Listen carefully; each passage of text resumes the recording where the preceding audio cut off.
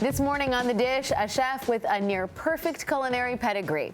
Born and raised in Chicago, Greg Baxtrom was attending a local culinary school when he contacted a new restaurant for help with a homework assignment.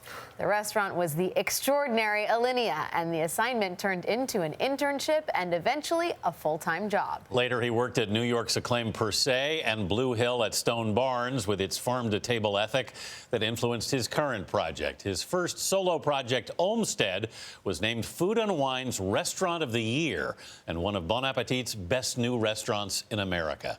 Chef Greg Baxtrom, welcome to The Dish. Good morning. Chef. Thanks for being here. Yeah, thanks for having me.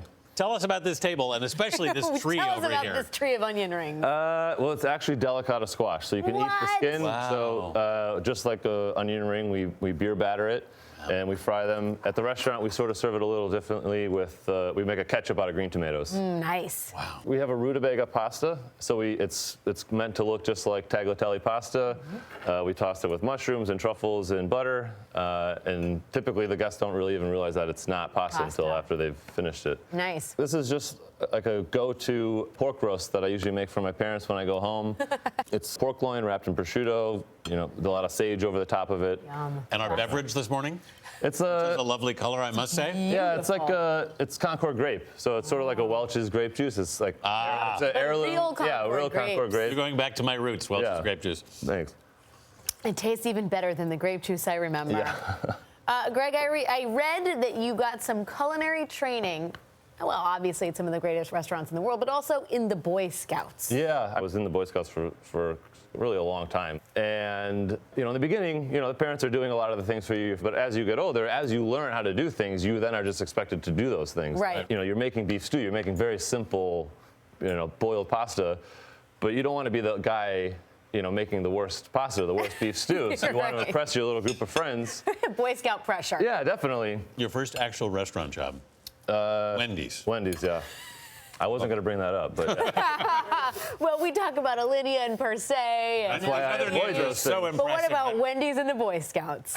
Yeah, I was there for like a year and a half before I went off to culinary school. Okay, so humble beginnings, but you did intern and work at literally some of the most influential great kitchens around the world. Yeah. Talk to us about Alinea and what that was like. I mean, Alinea was this amazing accident. I called Alinea like a week before they opened and asked if I could interview them, if, you know, for this school project. Meanwhile, these guys are trying to open up the best restaurant in the world. Yeah. And somewhere there was some miscommunication, and I showed up at the door, and they thought I was there to trail for a position to work there. Wow. I was too embarrassed to say otherwise, so then I just sort of kept coming back. Wow, that's amazing. Wow. And then a week after that, the person that I was assisting quit. And so Grant came up to me and said, either run with the opportunity or I'll hire somebody else. Wow, and that so set was my off end. a chain of events Yeah. that led you to Olmsted. Was it scary opening a place on your own after working in such distinguished restaurants? Yeah, I mean, eventually you come to the realization that, you know, okay, now you know how to cook, and it's time. It's time to open up a restaurant. Once I honed it in, once I really figured out, okay, I wanted a small dining room, but not too small that I couldn't afford nice things. A small bar because I like to eat at the counter or at the bar when I go to a restaurant, and just some type of outside space.